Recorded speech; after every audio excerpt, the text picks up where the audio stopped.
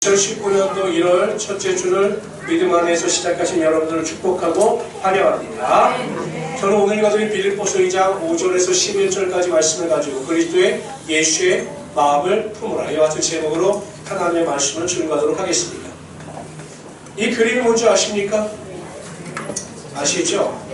이게 치유의 만찬입니다.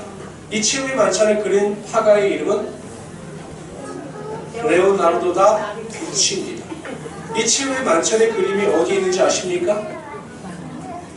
어떤 사람들은 과천 현대미술박물관에 있다고 합니다. 이게 밀라노에 있습니다. 밀라노의 산타 마리노 텔레 그라치아 교회에 있어요. 이게 벽화입니다. 우리는 회화라고 생각이 벽화예요. 크기가 가로가 9.1m, 세로가 4.5m니까 어마어마한 크기죠. 이 마지막 만찬을 레오나르도 다빈치가 그릴 때 두 가지 큰 어려움이 있었습니다. 첫째, 과연 예수의 얼굴을 그려야 되는데 누구를 모델로 삼아야 하는지, 이게 고민이었어요. 그래서 어떤 사람의 얼굴 표정을 가지고 예수를 가장 잘 표현할 수 있을 것인가 고민하다가 한 교회 성가대에서 한 청년이 천사와 같은 얼굴을 가지고 하나님을 찬양하는 모습을 보면서 저 사람의 얼굴이야말로 예수의 얼굴이다라고 생각하여 그 청년을 모델로 삼습니다. 청에다가 돈을 지급하고 그려요. 그 청년의 이름이 피에트로 반디넬리입니다. 반디넬리. 그래서 예수의 얼굴을 완성했어요. 그런데 또 한 가지 문제가 뭐냐면 가룟 유다의 얼굴이에요. 이 가룟 유다의 얼굴만 완성하면 이 마지막 만찬이 최후의 만찬이 끝나는데 유다의 얼굴을 모델로 삼을 만한 사람이 없었더니 그러다가 길을 가다가 노숙자를 발견합니다. 술에 찌들어서 사는 노숙자를 발견하는데 그 얼굴을 보는 순간 세상의 모든 악한 얼굴을 다 품고 있는 듯한 느낌을 받았어요. 그래서 그 사람을 또 청빙해요. 돈을 주고. 그래서 그 사람 한참 동안 그 얼굴을 가지고 가룟 유다의 그 얼굴을 마침내 완성합니다. 그리고 그 사람에게 이 그림을 보여줘요. 내가 그리고자 했던 치유의 만찬의 그림이 이것인데 당신의 얼굴을 그림으로 이 그림이 완성됐다. 그러게 그 노숙자가 이 그림을 보다 깜짝 놀라는 겁니다. 왜냐하면 3년 전에도 자신이 이와 똑같은 그림을 봤다는 거예요.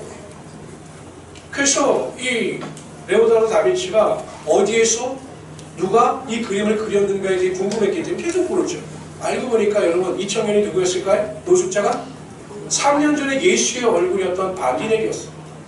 3년 동안 이 사람이 완전히 바뀐 거예요. 나중에 이 레오나르도 다빈치에게 이야기를 하는데 자신이 3년 전에는 은혜로 충만했고 믿음 안에서 살 때에는 항상 모든 것이 행복했는데 실패와 좌절을 겪으면서 점점 믿음에서 멀어지게 되고 그러므로 말미암아 자신이 이렇게 되었다라고 고백을 하더라는 거죠. 여러분 같은 사람이에요. 같은 사람인데 마음의 상태가 바뀌게 되다 보니까 그 사람이 완전히 다른 사람으로 변화되고 마는 것입니다.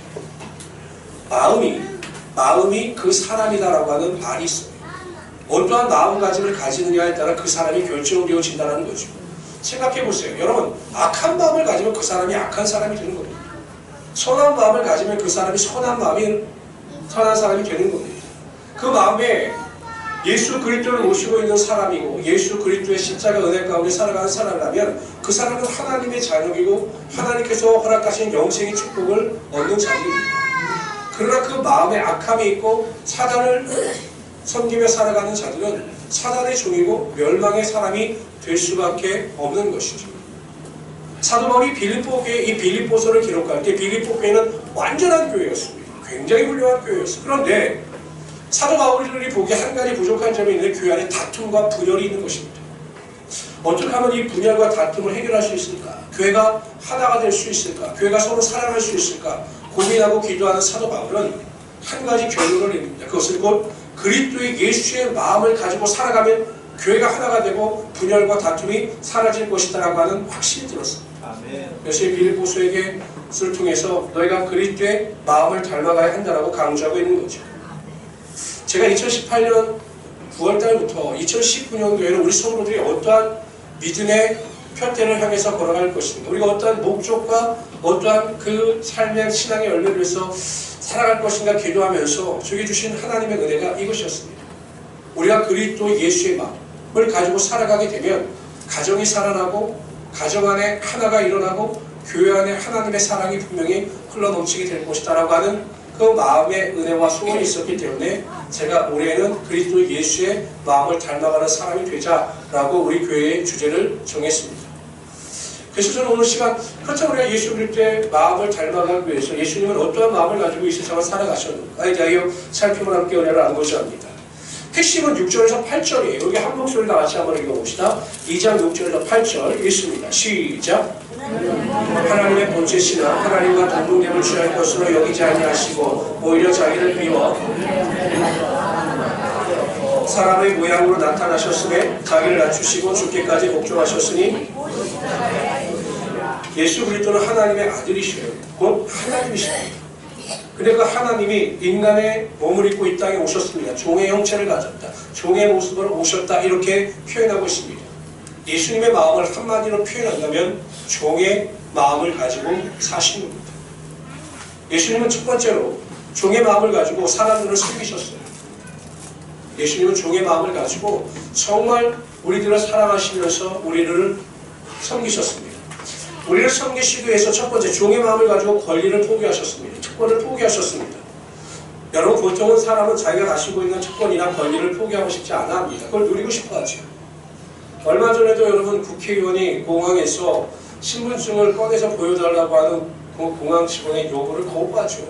내가 국회의원인데 내가 뻔히 국회의원인 건 아닌데 네가 왜 감히 나에게 이래라 저래라 명령하냐. 이게 기분이 나빴던 겁니다. 그래서 그 신분증을 꺼내서 보여주지 않지요. 계속 요구하죠. 우리 화를 냅니다. 우리가 말하는 보통 갑질이라는 것을 아죠. 이게 문제가 됐습니다. 그러니까 국회의원이라고 하는 특권의식, 자신의 권리가 있다고 생각하기 때문에 사람은 그 특권과 권리를 누리기 위해서 국회의원이 그러한 실수를 한 것입니다. 여러분들은 그런 특권과 권리를 누려보셨습니까? 여러분들은 평범한 소시민이기 때문에 그런 특권을 못 누려보셨나요?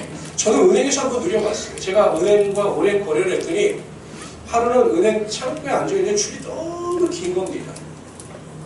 이렇게 한 2시간을 기다려서 제가 은행 업무를 봤는데 갑자기 그 은행 직원께서 하시는 분이 아우 손님은 은행 거래도 많고 대출도 많이 받으셔서 VIP십니다 이러시더라고요. 그러니까 다음부터 여기 줄 쓰지 마시고 저희 VIP로 보이시죠? 그걸로 가시면 다 해결해 주시니까 그걸로 가십시오 라고 하길래 가봤더니 너무나 좋더라고요. 커피도 주고 사탕도 주고 그냥 앉아 있으면 다 해주는 거예요. 제가 일일이 설명하지 않아도 딱 말만 하면 그냥 앉아서 차 마실 동안 다 해결해 주는 겁니다. 그래서 야 이래서 VIP가 좋구나 했는데 2달 뒤에 빚을 갖고 나니까 다시 VIP에서 이렇게 탈락을 했습니다. 근데 지금도 은행에 가보면 야 그때가 좋았는데 라는 생각을 합니다. 그러니까 인간은 자신이 가지고 있는 특권, 권리가 있으면 그것을 내려놓기가 정말로 쉽지 않습니다. 여러분 예수님을 보십시오. 유다와 또 대제사장들과 장로들이 파견한 사람들이 칼과 망치를 가지고 예수님을 잡으러 와요. 제가 보면 기껏해야 수십 명 정도 됐을 겁니다. 딱 그들이 오니까 나서기 좋아하는 베드로가 칼을 가지고 그 종 중에 한 사람이 말고의 귀를 탁 잘라버립니다. 그러니까 그 말고라고 하는 종의 귀가 딱 잘리죠. 그러니까 예수님께서 귀를 딱 주셔서 그 말고의 귀를 붙여주셔요. 그리고 베드로에게 뭐라고 말씀하시냐면 이렇게 말씀하셔요. 내가 아버지께 지금 12군단 보내는 천사를 보내시게 할 수 없는 줄로 생각하느냐. 이 말이 베드로야.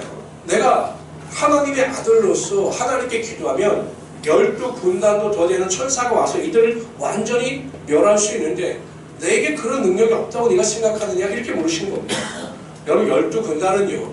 그 로마의 한 군단은 보통 보병이 6,100명, 마병이 726명이에요. 대략 7,000명으로 잡으면 12군단이면 7 곱하기 12, 7이지 8,400 정도에다 12군단 이상, 10,000명 이상이나 되는 천사들이 내려오면 그 수십 명밖에 되지 않는 그 검과 그 망치를 든 사람들을 그냥 완전히 멸할 수 없었겠습니까? 예수님은 그러한 권리, 그러한 특권을 가지고 있으신 분이셨습니다. 그런데 그 특권이나 권리를 사용하지 않으셔요. 왜? 십자가에서 돌아가시기 위해서. 우리의 죄를 담당하시고 자신의 사명을 온전히 감당하시기 위하여 가지고 있는 특권과 권리를 완전히 포기하시는 거죠. 그리고 가야바의 뜰에 끌려가셔서 조롱과 멸시를 당하십니다. 여러분들이 잘 알고 있는 손양원 목사님은 평양신학교, 북한에서 평양신학교를 졸업하셨어요. 그리고 여수로 내려가서 애양원 교회를 개척합니다. 거기 나병들이 모이는 교회예요. 여러분, 이 손영원 목사님은 일반 평범한 성도들과 목회할 수 있는 권리와 특권을 포기합니다. 그리고 나병 환자들의 친구가 되어 줍니다. 그다음 6년 동안 신사참배로 인해서 옥고를 치릅니다. 나와서도요, 또 애양교회 복귀하고 애양자활병원을 만들어서 원장이 됨으로 나병들을 보살피는 일에 평생을 바칩니다. 그리고 여순반란 사건이 일어나요. 이제는 살만하니까 여순반란 사건이 일어나서 자신의 아들 동심과 동진이 죽임을 당합니다. 안재선이라고 하는 사람이 그 주동을 해서 그 아들 둘을 죽여버려요. 여러분 생각해보세요. 내가 고난을 당하고 내가 고통을 당하는 건 이길 수 있어요. 내가 아픈 것은 참을 수 있는데 자녀가 고통을 당하고 자녀가 어려워하는 것은 부모의 입장에서 못 견딥니다. 그러니 가장 사랑하는 두 아들을 죽인 그 안재선이라고 하는 사람을 어떻게 용서할 수 있겠습니까? 이번에 여러분 윤창호법이 만들어졌죠. 멀쩡한 아들이 여러분 운주운전한 사람에 의해서 죽임을 당했습니다. 아버지가 너무 원통해서 강력한 처벌을 요구합니다. 그 강력한 처벌을 요구하는 아버지를 누가 비난합니까? 사랑하는 아들을 잃은 그 슬픔에 대하여 그 아들을 죽인 음주운전한 사람에 대한 강력한 처벌을 요구하는 그 아버지를 누가 비난합니까? 당연하다고 생각하죠. 충분히 그럴 자격이 있다고 생각을 합니다. 그리고 손양호 목사님도 마찬가지 아닙니까? 그것도 둘입니다. 두 아들을 죽인 그 안재선이라고 하는 사람을 충분히 미워하고 그를 다른 사람들을 통해서 비난할 수 있는 권리나 특권이 있었습니다. 그렇게 하지 않으셔요. 사랑하지요. 용서하지요. 자신의 양아들로 삼아서 신학 공부를 시킵니다. 손양호 목사님은 자신이 미워할 수 있는 권리, 특권을 다 내려놓고 하나님의 사랑으로 그를 보듬었던 것입니다. 우리도 마찬가지입니다. 이 세상을 살아가다 보면 싫은 사람도 있죠.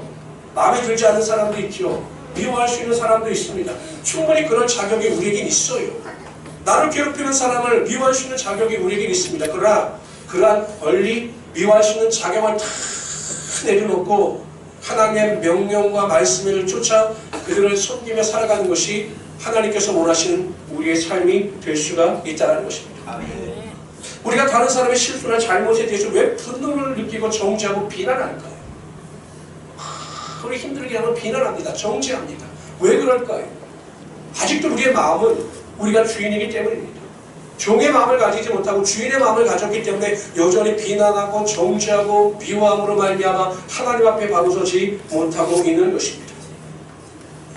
저는 우리 모든 성도님들이 이 세상을 살아갈 때 종의 마음을 가지고 내가 감정적으로 가질 수 있는 권리나 특권도 다 내려놓으시고 판단도 다 내려놓으시고 오직 하나님 앞에서 온유한 마음을 가지고 살아가시는 하나님의 귀한 성도이 되시기를 주님으로 축원합니다. 두 번째, 예수님은 종의 마음을 가지고 다른 사람들을 섬기셨습니다.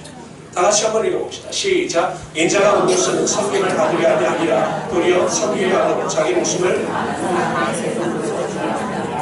마지막 만찬이 끝난 다음에 예수님께서 제자들의 발을 씻기셨어요. 그런데 그 전에 제자들은 무엇을 하고 있었냐면 예수님께서 로마로 정복하시면 누가 높은 자리에 앉을 것이다. 이걸 놓고 싸우고 있었습니다.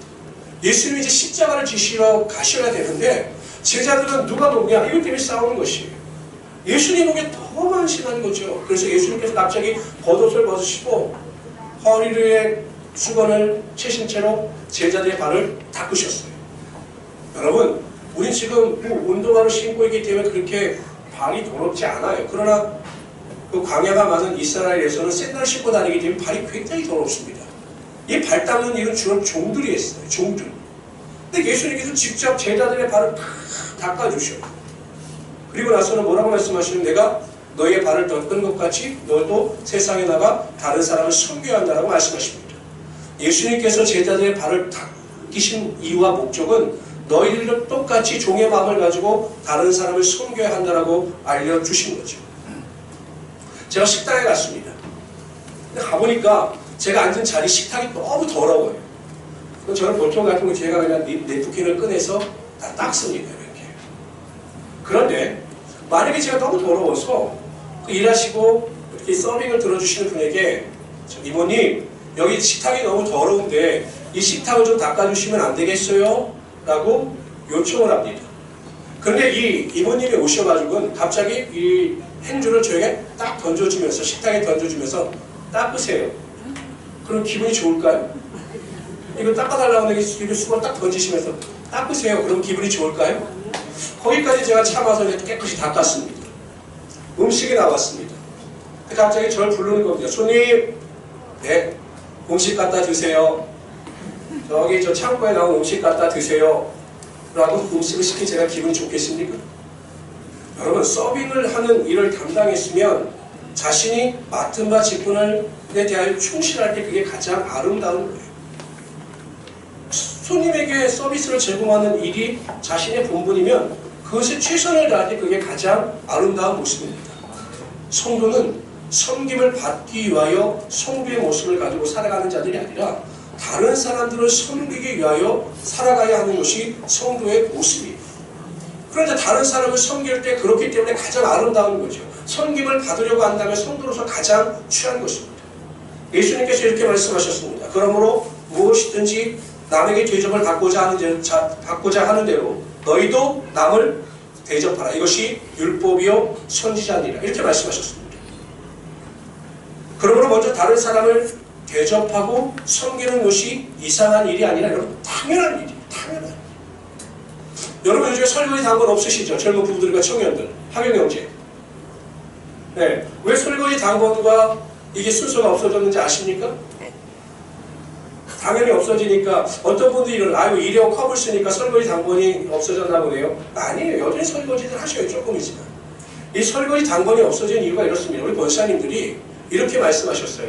아 목사님, 애기 엄마들, 청년들 일주일 동안 직장 생활하고 교회 와서 예배 드리는 것만 얼마나 감사합니까?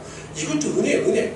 요즘 시대에 젊은 사람들이 누가 애기 데리고 여러분 이렇게 와서 예배를 드리는 목사님, 우리 교회는 축복받은 교회니까 애기 엄마들, 애기 아빠들, 청년들 고생하는 것이 너무 안쓰러우니까 우리가 감사하는 마음으로 설거지를 하겠습니다라고 해서 설거지 당번이 없어진 거예요.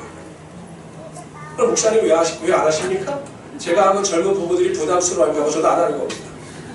그럼 권사님들이 섬김의 본을 보이고 다른 사람에 대한 섬김의 복음을 보이기 위해서 그렇게 함으로 설거지 당번이 없어진 것입니다. 그런데 우리는 당연히 섬겨야 하는 이 이유와 목적을 가지고 살아감에도 불구하고 왜 못 섬길까? 왜 가정에서 아내와 남편이 서로 못 섬기고 교회에서 왜 성도들 간에 서로 못 섬길까? 물론 우리 교회는 잘 섬기지만 왜 그럴까를 가만히 생각해보면 가정마다 화합이 되지 못하고 사랑하지 못하고 섬기지 못하는 이유가 무엇일까를 가만히 생각해보면 부부간에 가족간에 주인의 마음을 가지고 살아가기 때문입니다. 성도들 간에 주인의 마음을 가지고 살아가기 때문입니다. 여러분, 종은 감히 주인에게 명령을 못합니다. 이래라 저래라 못합니다. 명령하거나 요구하지 못합니다. 종은 오직 주인의 마음을 살피며 주인이 원하는 것을 하고 주인을 기쁘시게 하는 일을 하기 위해서 최선을 다하는 게 종이에요. 주인은 반대죠. 누가 종의 눈치를 봅니까? 그럼 이 로마 시대만 하더라도 종은 생명의 여탈권도 주인에게 있었습니다. 주인 마음대로 할 수 있었어요. 이 종은 단지 말할 수 있는 도구에 불과할 뿐이었습니다. 그래 누가 종의 눈치를 봅니까? 안 보죠. 자신이 하고 싶은 대로 말하고 싶은 대로 생각나는 대로 종인이 막 퍼붓는 거죠. 이게 주인의 마음입니다. 여러분 교회 안에서나 가정 안에서 생각을 해보세요. 종의 마음이 아니라 주인의 마음을 가지고 하고 싶은 말 생각나는 대로 모든 감정의 말을 상대방에게 쏟아놓고 행동한다면 상대방이 얼마나 상처를 받고 고통을 당하겠습니까? 주인의 마음을 가지고 살아가기 때문에 가정이 화합하지 못하고 가정의 고통과 분열이 나타나게 되는 것이죠. 그러나 반대로 종의 마음을 가지고 살아가면 다릅니다. 부부간에 서로 종의 마음을 가지고 상대방을 배려하고 기도하며 온전한 마음을 가지고 살아갈 때 그 가정이 천국이 될 수가 있는 것입니다. 교회도 마찬가지예요. 주인의 마음이 아니라 종의 마음을 가지고 살아갈 때 다른 사람을 더 높이고 섬기며 살아갈 수 있게 되는 것이고 그러한 믿음의 태도 가운데 하나님께서 함께하여 주신 것입니다. 그러면 우리 모든 성도님들은 주인의 마음이 아니라 종의 마음을 가지고 가정을 섬기고 교회를 섬기고 직장에서나 사업장에서나 다른 사람들을 섬기며 살아가시는 하나님의 귀한 성도들 되시기를 주님으로 축원합니다. 그 두 번째로요. 예수님은 종의 마음을 가지고 하나님의 명령에 죽기까지 복종하셨습니다. 예수님을 향한 하나님의 뜻은 분명하셨어요. 예수님께서 십자가에서 돌아가신 것이었어요. 이게 하나님의 뜻이셨어요. 근데 예수님께서는 육신을 입고 계셨기 때문에 전 인류의 죄를 담당하시어 십자가에 달려 돌아가시는 일이 너무나 중한 고통이셨음을 아셨습니다. 그래서 마지막 겟세마네 동산에 올라가서 이렇게 기도하십니다. 내 아버지여, 만일 할만하시거든 이 잔을 내게서 지나가게 하옵소서. 이 기도를 계속 반복해서 하셨을 거예요. 하나님, 이 십자가의 고난이 제게는 너무 중한 고난입니다. 이 잔을 내게서 옮기시거나 이 잔이 지나가게 하옵소서라고 간절히 오랫동안 기도하셨습니다. 그런데 기도하면 기도할수록 하나님께서 예수님의 마음에 부어주시는 확신은 그 십자가를 지시는 일이었습니다. 나중에 예수님의 기도가 바뀌죠. 그러나 나의 원대로 마옵시고 아버지의 뜻대로 되기를 원하나이다. 십자가를 지고 십자가의 고난과 죽음이 하나님의 뜻이라면 내가 그 잔을, 고난의 잔을 마시겠습니다 라고 하나님의 말씀에 복종하여 우리의 모든 죄를 담당하시어 십자가에 달려 돌아가십니다. 그래서 성경은 이렇게 말씀하시죠. 다 같이 읽어봅시다. 시작. 그리고 나와 실로아와 디모데로 말미암아 너희 가운데 전파된 하나님의 아들 예수 그리스도는 예하고 아니라함이 되지 아니하였으니 저에게는 예만 되었느니라. 예수님께서는 철저하게 예로 하나님의 말씀에 순종하셨고 그 순종을 통해서 하나님 앞에 더 가까이 나아갈 수 있었던 것입니다. 그런데 여러분 중요한 게 있어요. 우리가 하나님의 말씀에 순종하기 위해서는 하나님의 말씀, 하나님의 음성을 정확히 들어야 합니다. 하나님의 음성, 하나님의 말씀을 듣지 못하면 온전한 순종이 나타나지 않아요. 이런 분들을 자주 봅니다. 남에 대해서는 굉장히 정확한 지적을 해요. 교회는 이렇게 말씀하실 때, 목사님, 그분은 왜 그러세요? 그분은 왜 그러세요? 아주 정확합니다. 제가 보기엔 정확해요. 근데 문제는 본인은 전혀 그렇지 않다는 거예요. 본인은 전혀 말씀대로 살고 있지 않으면서 다른 사람들이 말씀대로 살고 있지 못하는 것에 대해서는 정확합니다. 이게 율법주의자거든요. 왜 그러느냐? 하나님께서 나에게 들려주시는 그 음성과 하나님의 말씀을 온전히 깨닫지 못하기 때문입니다. 우리가 많이 들었던 이야기 중에 가데스 바네아 이야기가 있죠. 이 가데스 바네아라고 하는 지역에서 이스라엘 백성들이 가나안 땅을 정복하기 위해서 12정탐꾼을 파송하죠. 10명 정탐꾼의 이야기와 여호수아 갈렙과 이야기가 달라요. 그래서 이스라엘 백성들이 막 범죄합니다. 원망하고 불평하고 막 우리가 가나안 땅으로 돌아가자 이야기합니다. 그랬더니 하나님께서 화가 나셔서 너희 말이 내 귀에 들린 대로 내가 그대로 해줄 것이다 라고 선포하신 다음에 여기 있는 모든 자들이 이 광야에서 전부 멸망을 당할 것이다 라고 말씀하셨습니다. 그랬더니 여러분 이스라엘 백성들이 뭐라고 이야기하냐면 우리가 잘못했다. 지금이라도 가나안 땅에 올라가서 우리가 아말렉 싸움과 사람과 전쟁을 해서 그들을 물리치자 하고 올라갑니다.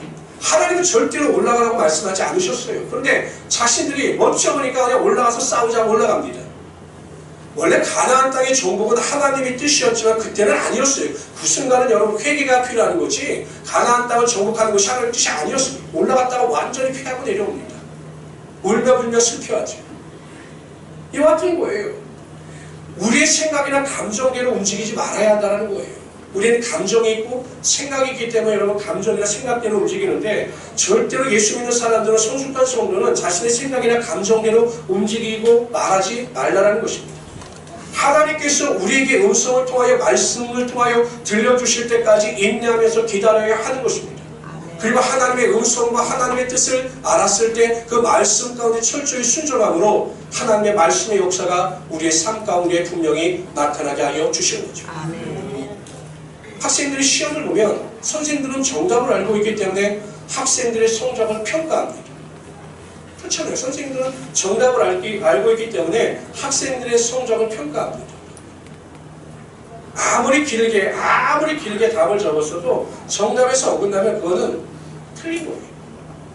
마찬가지죠. 우리의 열심과 생각으로 아무리 열심히 살아도 이게 하나님의 말씀이나 뜻에 어긋난 인생이라면 그 인생은 헛수고하는 인생입니다.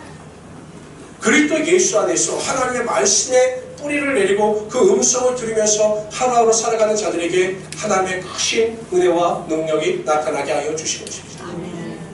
근데 여러분 결론을 보십시오. 예수님께서 종의 마음을 가지고 권리를 포기하셨습니다.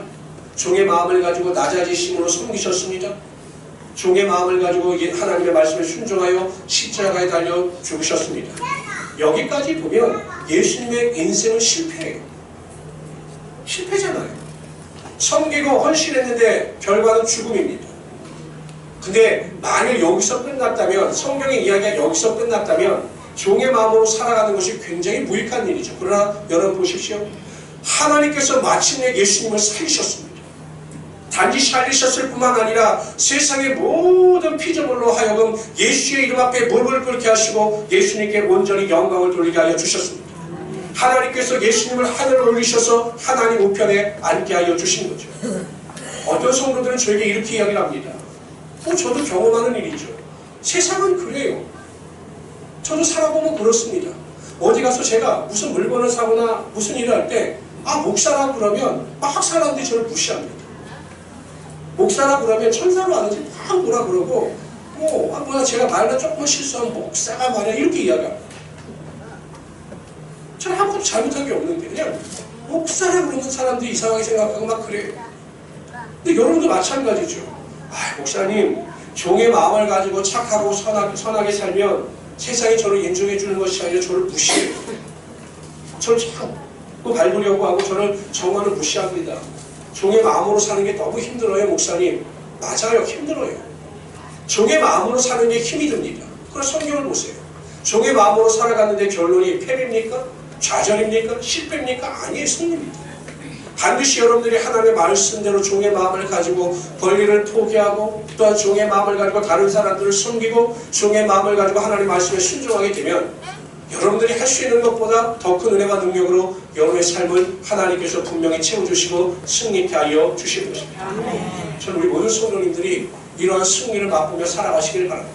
그러나 우리가 이 땅을 살아가는 동안 종의 마음을 가지고 섬기고 복종하며 살아가는 이 땅의 순간이 결코 승리가 나타나지 않는다 할지라도 여전히 종의 마음을 가지고 살아가는데 고난과 환난이 다가오고 많은 사람들의 조롱과 멸시가 있다 할지라도 우리가 마지막 육신의 장막을 벗고 하나님 나라에 들어가는 순간 여러분들이 살았던 그 종의 삶의 흔적이 하나님 나라의 상급으로 반드시 쌓여있음을 보게 될 것입니다. 이 땅에서 그걸 볼 수가 없어요. 하나님 말씀대로 살았더니 오히려 너무 궁핍합니다. 너무 어려워요. 너무 힘이 들어요.